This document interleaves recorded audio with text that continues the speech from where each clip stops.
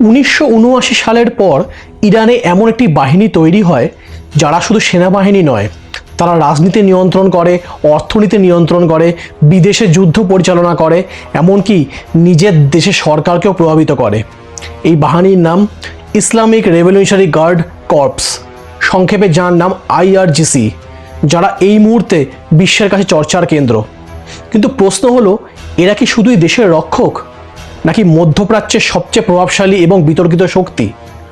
আজ আমরা জানব আইআরজিসির সম্পূর্ণ ইতিহাস, ক্ষমতা, গোপন অপারেশন এবং কেন আমেরিকা এদের সন্ত্রাসী সংগঠন ঘোষণা করেছে।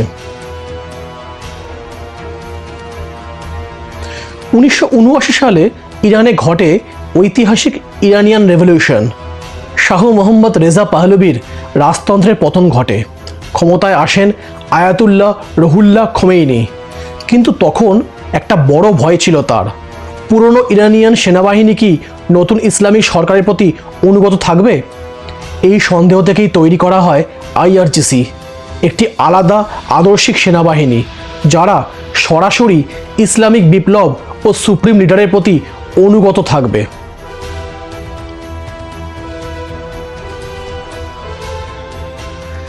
ইরানে দুটি বড় সামরিক কাঠামো আছে, রেগুলার আর্মি যাকে বলা হয় আরটেস এবং আইআরজিসি। রেগুলার আর্মি দেশের সীমান্ত রক্ষা করে, কিন্তু আইআরজিসির কাজ অনেকটাই বিস্তৃত। যেমন এরা কাজ করে internal security, missile program, cyber warfare, foreign proxy operation, এসবের ক্ষেত্রেও আইআরজিসি সমানভাবে অ্যাক্টিভলি পার্টিসিপেট করে। আজ আইআরজিসি শুধু সেনাবাহিনী নয়, এটি একটি রাষ্ট্রের ভিতর রাষ্ট্র হিসেবে কাজ করে।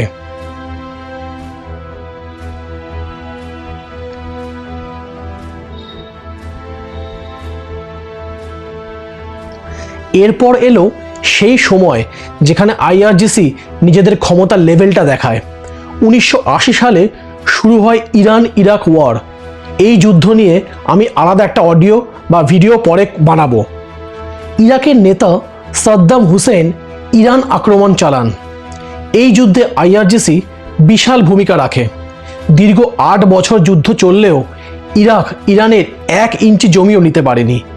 আইআরজিসি এখানে বিশাল কেরামতি দেখায়। বিশেষ করে বাসিজ মিলিশিয়া ব্যবহার করে মানব তরঙ্গ আক্রমণ চালানো হয়। এই যুদ্ধ আইআরজিসিকে জাতীয় বীর বানিয়ে দেয় এবং যুদ্ধের পর তাদের রাজনৈতিক প্রভাব বাড়তে শুরু করে।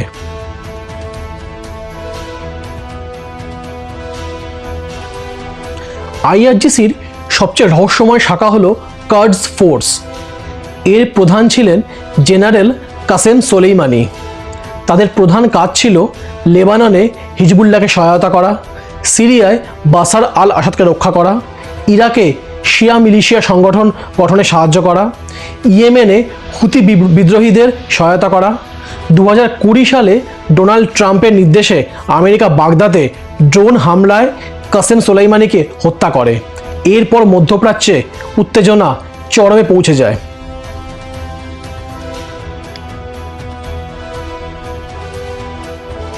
দু 2019 সালে যুক্তরাষ্ট্র আনুষ্ঠানিকভাবে আইআরজিসিকে ফরেন টেররিস্ট অর্গানাইজেশন হিসেবে ঘোষণা করে, কারণ proxy warfare, drone attacks, Middle East ডিস্টেবিলাইজেশনে এদের নাকি গুরুত্বপূর্ণ ভূমিকা পাওয়া গেছিল।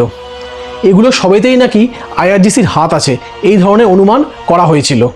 কিন্তু ইরান বলে এটা তাদের প্রতিরক্ষা বাহিনী, আর আমেরিকাই মধ্যপ্রাচ্যে অস্থিতিশীলতা তৈরি করছে।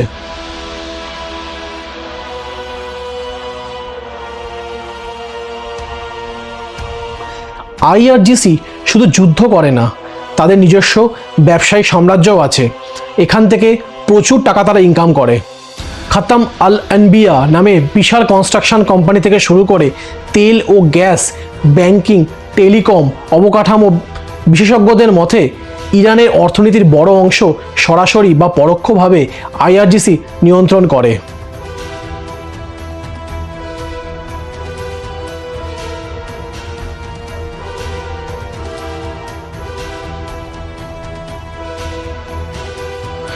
আইআরজিসি দেশের ভিতরে বিক্ষোভ দমনে সাহায্য করে, সাইবার নজরদারি চালায় সাধারণ মানুষ বা বিরোধীদের ওপরে। রাজনৈতিক প্রভাব বিস্তার ভীষণভাবে করে, বিশেষ করে 2009 সালের নির্বাচন পরবর্তী বিক্ষোভ এবং সাম্প্রতিক নারী অধিকার আন্দোলনে তাদের ভূমিকা নিয়ে আন্তর্জাতিক সমালোচনা ভীষণভাবে রয়েছে। বর্তমানে আইআরজিসি সরাসরি রিপোর্ট করে ইরানের সুপ্রিম লিডারের কাছে। আলী খামেইনি, যিনি রিসেন্টলি মারা গেছেন ইসরায়েল এবং আমেরিকার মিসাইল হানায়, তিনি ছিলেন সাম্প্রতিকতম সুপ্রিম লিডার আইআরজিসির।